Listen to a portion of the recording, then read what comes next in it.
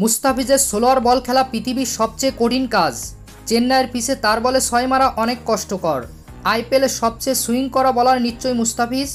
এবার মুস্তাফিজের করা শেষ ওভার নিয়ে একই বললেন হায়দরাবাদের ব্যাটসম্যান হেনরি ক্লাসেন।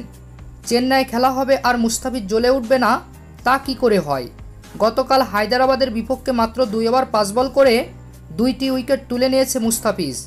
মুস্তাফিজের করা দ্বিতীয় ওভারে হায়দরাবাদের হার্ড-হিটার ব্যাটসম্যান হেনরি ক্লাসেন নিজেও পরাস্ত হয়েছেন মুস্তাফিজের বল খেলতে। হেনরি ক্লাসেনের মতো ব্যাটসম্যানরা বাউন্ডারি মারতে পারেনি সে ওভারে, তাই তো এবার মুখ খুলেছে ক্লাসেন। তিনি বলেন মুস্তাফিজের বল খেলা সত্যি কঠিন, বিশেষ করে তার স্লো বলগুলো ব্যাটে লাগানোই কষ্টকর। চেন্নাই পিচে ওর বল স্পিন বলের চেয়েও মারাত্মক। স্পিনাররা এতটা সুইমিং করতে পারে না যতটা মুস্তাফিজ পারে।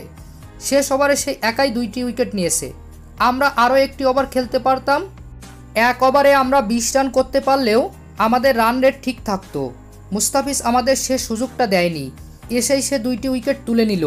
চেন্নাই পিচে তার বল খেলতে আলাদা প্ল্যান করতে হয়।